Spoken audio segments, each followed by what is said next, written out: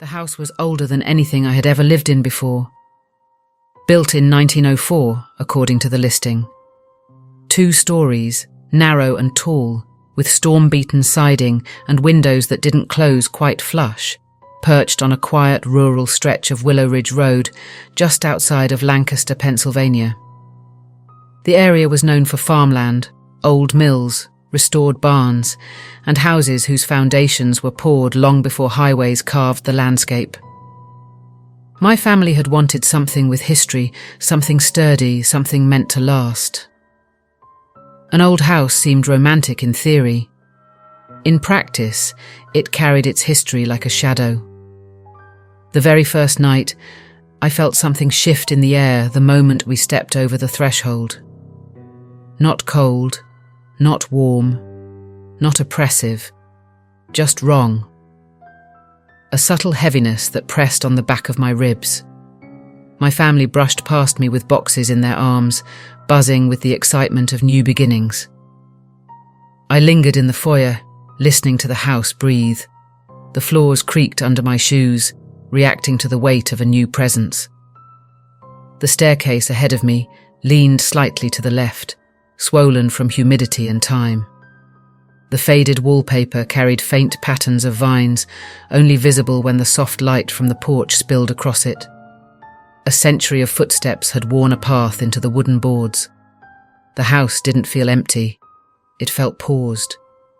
I told myself old homes had atmospheres like this. They expanded, contracted, groaned, adjusted. I tried to swallow the unease that crawled up my spine, but it stuck, clinging like cobwebs in the dark corners of my mind. The first occurrence happened before we'd even finished unpacking. I was in the kitchen, stacking plates in the cabinet, when the overhead light flickered. Not a soft, wavering flicker. A violent pulse that threw the room into momentary darkness before snapping back on. The plates in my hands rattled. A rolling pin on the counter vibrated subtly, shifting an inch toward the edge. I froze. My pulse hammered in my throat as the air thickened around me. I waited for another flicker, another shift, anything to explain the tension I felt pressing into my shoulders. Nothing else happened. But the vibration lingered, low and persistent, like a distant engine idling inside the walls. I finished unpacking with trembling fingers. Later that night, lying in bed, I listened to the walls breathe. Old pipes, old joists, old insulation. Plenty of reasons for a house to make noise, but the sounds didn't match any structure I'd lived in before. A soft tapping travelled the length of the wall near my headboard. Not random, not spaced out. It carried a rhythm, a pattern, a message I couldn't decipher. The tapping grew louder until it shifted to the ceiling above me. Small at first, like something scurrying, though heavier than any rodent. Then faster. Then, in multiple places at once, moving so quickly my breath hitched, chest tightening. I sat up, waiting for it to stop. It did. Just as quickly as it had begun. The silence that followed felt far worse. I barely slept. By the next morning, the house felt different. The heaviness wasn't subtle anymore. It pressed against my lungs even in the sunlight.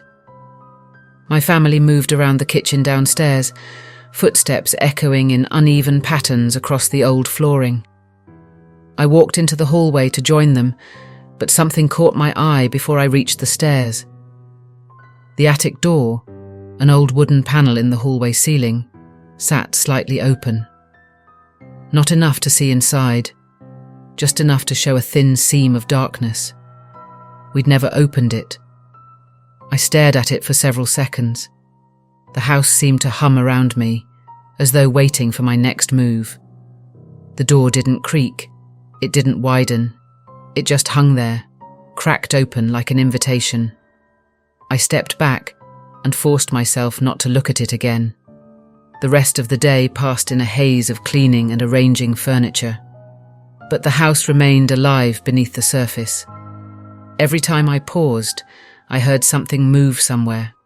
Floorboards shifting, faint thuds in distant corners, soft dragging noises across old wooden surfaces. That evening, as the sun set and the shadows lengthened across the floors, the house took a darker breath. I was in the living room adjusting a framed picture on the wall when something shifted behind me. A pressure, subtle but deliberate, brushed across the back of my shirt. I spun around, my body stiffening. Nothing was there. The picture frame in my hand suddenly felt heavier. The air thickened, dripping into a dense stillness. A soft scrape echoed from the dining room. Then another. I walked toward the sound, each step slow and cautious. The dining room lights flickered twice, long enough to let darkness swallow the room before returning. The scrape came again, louder this time, from the corner where we'd placed an old wooden sideboard that came with the house. The sideboard moved. Not far, not fast. Just enough that I saw the legs shift against the floor. A slow, dragging motion, as though something invisible pressed against it. My heartbeat spiked. My breathing grew shallow. The sideboard stopped moving. I backed away, pulse breaking into frantic bursts. The lights in the dining room flickered again. Off. On. Off. On. The chandelier above the table jingled, the crystals clinking softly like someone brushed their fingers against them. My hands shook as I stumbled out of the room, unable to rationalize what I'd just seen. I didn't mention it to my family. Over the next few days, the activity escalated. Fast, hard, relentless. Small things at first, doors standing open when we knew we'd shut them, objects shifting slightly from where we'd placed them, lights blinking in rooms no one was in. Then bigger things. Furniture vibrating. Footsteps overhead when everyone was accounted for, the sensation of someone brushing past me in narrow hallways. Every morning, I woke up to that attic door cracked open. Every night, it slammed shut on its own. The pressure inside the house worsened. The air had density, like humidity that didn't match the season. Shadows seemed to pool in corners longer than they should. The house felt alert, aware of us. My family, names changed for privacy, my spouse, Mark, and our 2 kids, Ryan and Emma, brushed off the experiences at first. Old house quirks, settling noises, electrical issues. They couldn't ignore it for long, though, not when things accelerated into something unmistakably deliberate. One afternoon, while unpacking books in the upstairs hall, I heard a loud crash from the guest room. I rushed inside to find the entire bookshelf tipped forward, books scattered across the floor. The shelf hadn't been leaning. It hadn't been unstable. It had been bolted into the wall. The bolts lay on the ground beside it. The next incident happened that night. The tapping I'd heard on my first night returned. Louder now, racing across the walls with frantic urgency. The tapping became knocking, then pounding. My bed shook in small bursts, barely noticeable at first, then harder, rattling the frame against the floor. I sat up, heart hammering, as my nightstand vibrated. The lamp flickered rapidly, casting strobing shadows across the room. The air thickened so much I struggled to breathe. A sudden crash echoed from down the hall. Then another.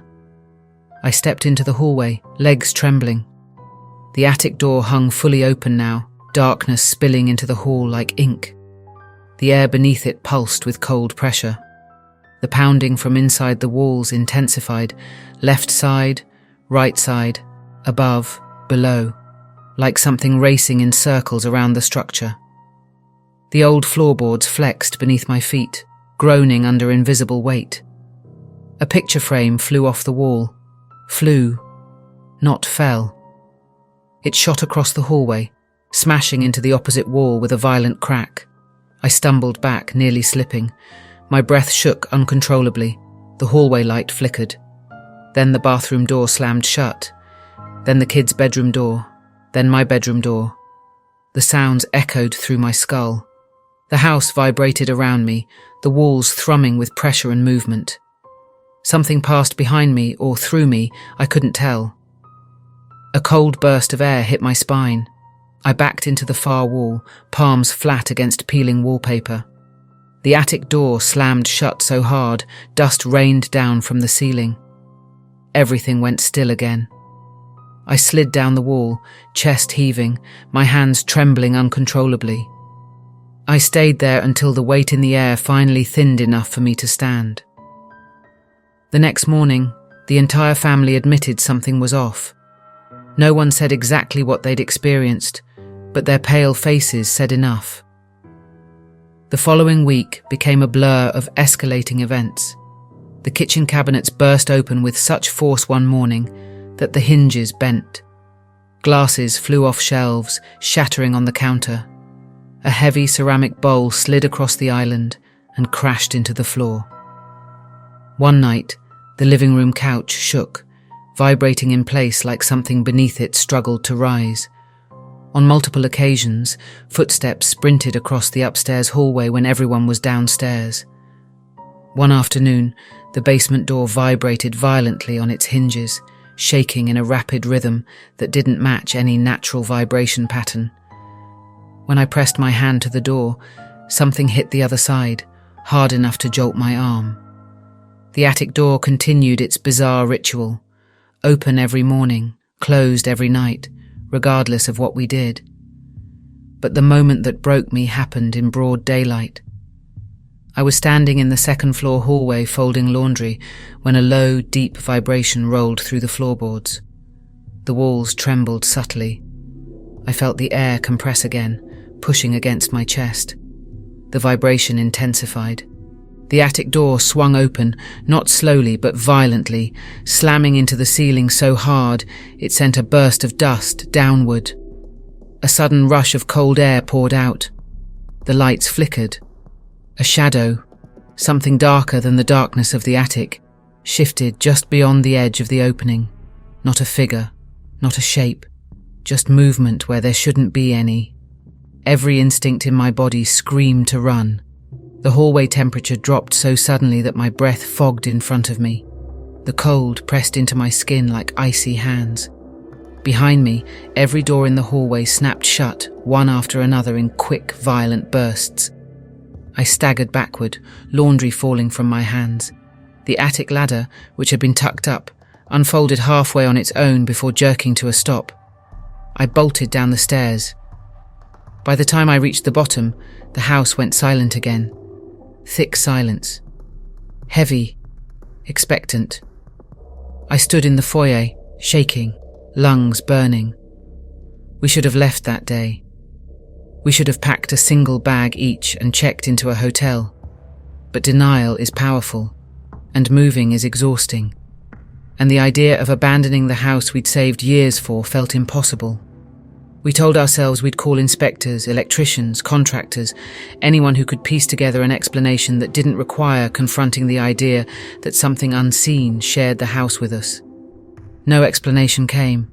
The electricians found no faulty wiring. The contractor found no structural issues. The plumber found no leaks, no pressure problems, no rattling pipes. The activity continued. Objects slid across surfaces without momentum. Lights flashed in patterns that felt too intentional to be random. Doors locked from the inside without anyone touching them. I felt cold bursts of air brush past my skin in empty rooms. Some nights the pounding inside the walls grew so intense it sounded like someone sprinting from room to room inside the drywall. The pressure would build, thickening until it squeezed tears from my eyes. Every morning, the attic door waited for us, always cracked open. Every night it slammed shut. Our family began avoiding the upstairs altogether. We slept on couches, on sleeping bags on the floor, anywhere except the bedrooms. The house grew darker with each passing day, even in sunlight. The shadows clung longer. The corners seemed deeper. The air never felt normal again. And finally, 2 nights ago, the worst happened. I woke to the sound of something dragging across the floor of the master bedroom above me. Heavy, slow, deliberate. Something being pulled or carried across wood. I lay still, listening. The dragging grew louder. Then it stopped directly above where I lay. The air thickened. My heart pounded. The ceiling creaked. Then something hit the floor hard. A thud that shook dust loose from the beams. Then another thud. Then rapid pounding that travelled across the room above me in frantic bursts. I bolted upright. The pounding abruptly stopped. The attic door upstairs slammed open. White dust fell through the floorboards. Teacups on the coffee table rattled. And then footsteps. Slow, heavy, descending the staircase. I could hear every step, each one pressing weight into ancient wood. I couldn't move. The footsteps stopped at the bottom of the steps, right outside my line of sight. The air grew so cold, the breath froze in my throat. Then, nothing. Just that terrible waiting silence. I stayed frozen for nearly an hour before the house finally released its grip on the air. The heaviness lifted, not fully, but enough for me to breathe again. This morning, the house is quiet. Almost too quiet. The attic door, of course, is cracked open once again. The pressure in the walls feels like a sleeping animal waiting to wake. I'm sitting here typing this with trembling hands, not sure what's happening inside this house or what it wants from us. So I'm asking, does anyone have any idea what we're experiencing or how to fix it before things get worse? Any help would be much appreciated.